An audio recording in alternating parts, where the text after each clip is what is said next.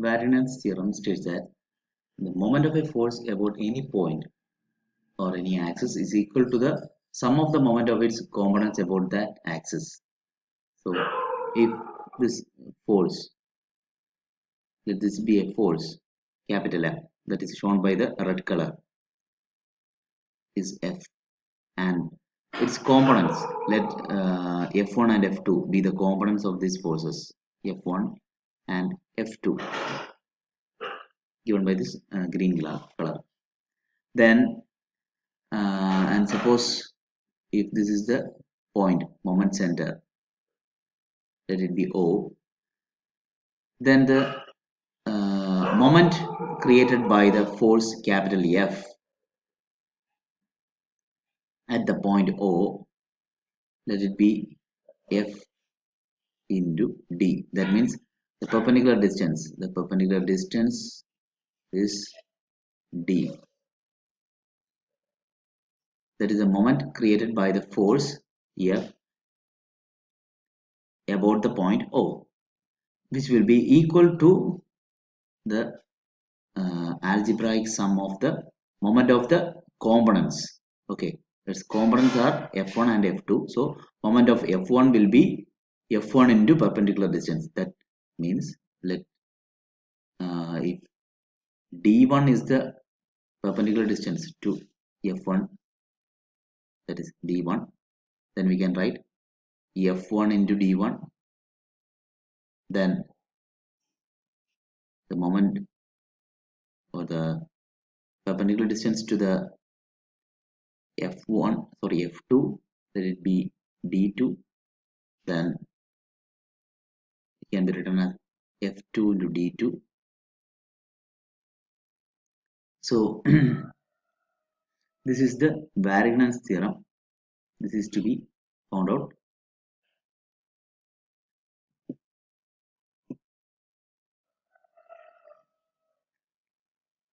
Now this is the enlarged view of this figure. So once again you can give the notation. So this is the force F, this is the force F1, this is F2, and let this be theta 1, and the angle made by F2 as theta 2, and here you can give the name this point as B. So we have some geometrical constructions given by this yellow lines, and using this figure you have to note this figure, and using this figure we are deriving. So here is the moment center O, and the perpendicular distance we are considering. So this is the perpendicular distance to the main force F, and this is denoted as D, and towards F1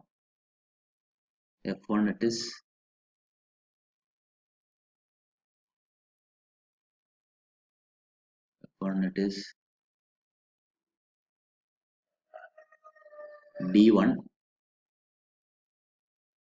and towards F2, so F2 is a little one, so we can extend it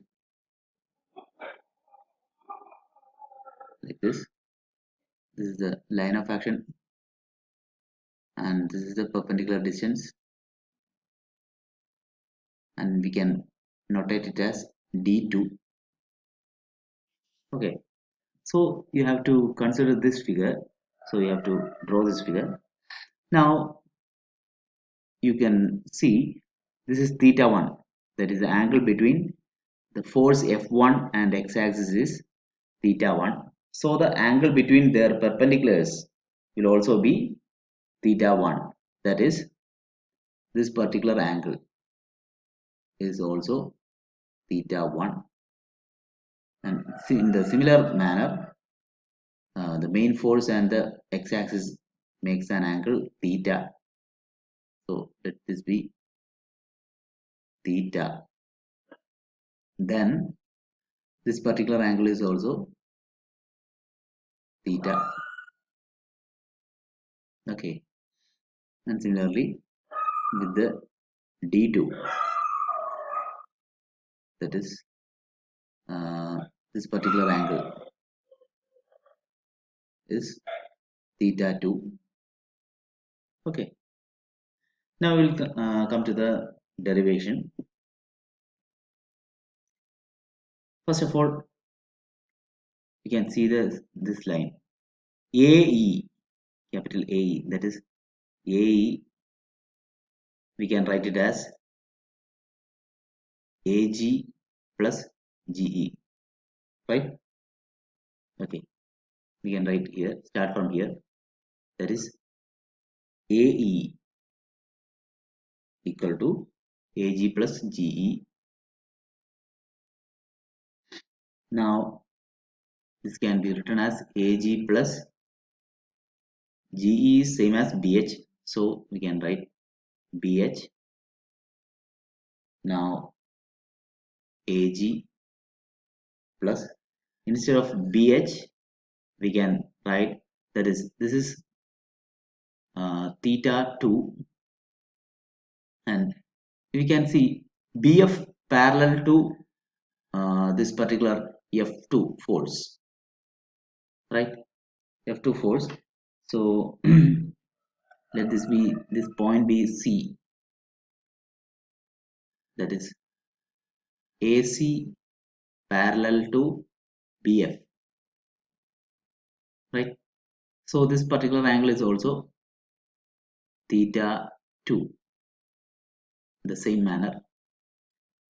So instead of BH we can say it is as BD cos theta 2,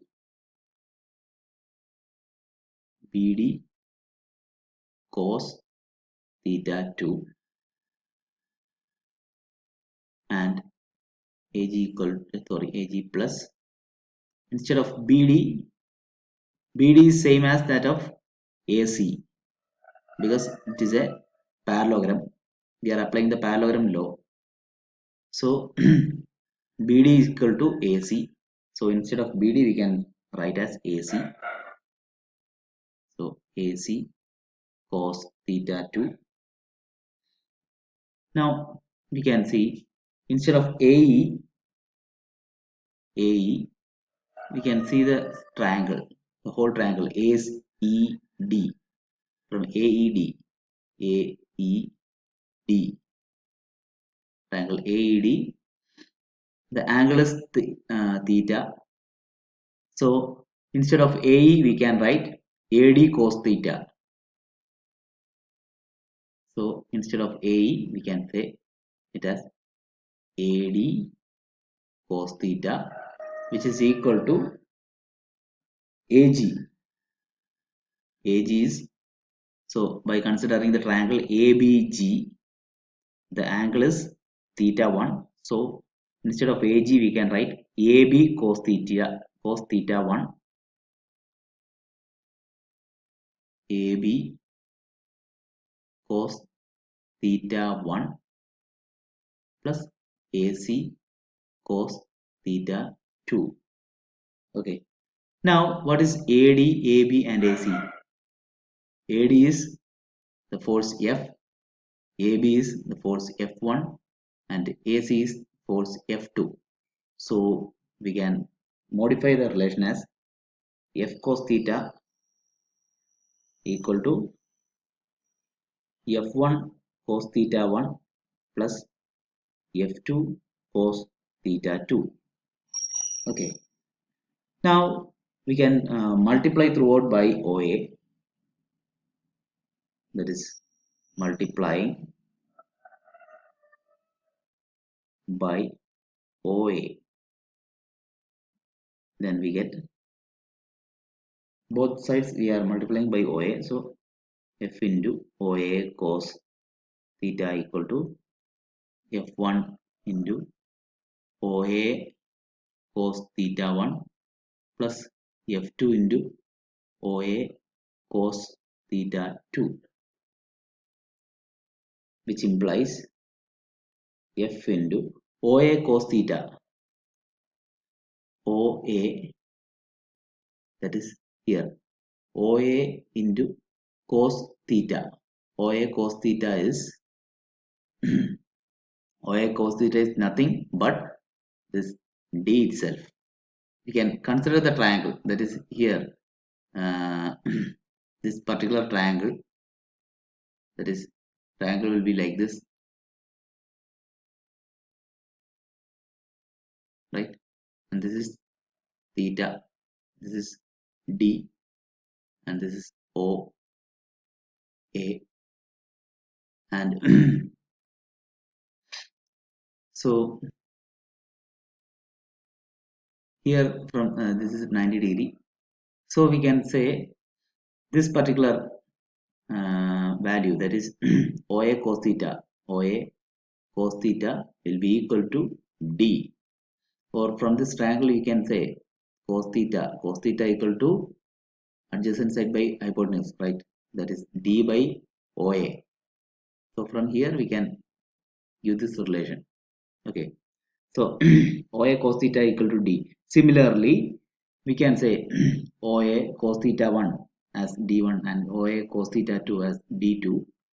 So we can modify this relation as f into d, because OA cos theta is d and this OA cos theta 1 is d1 and OA cos theta 2 is d2. So we can get the relation as f1 d1 plus f2 d2. So this is the Varignon's theorem.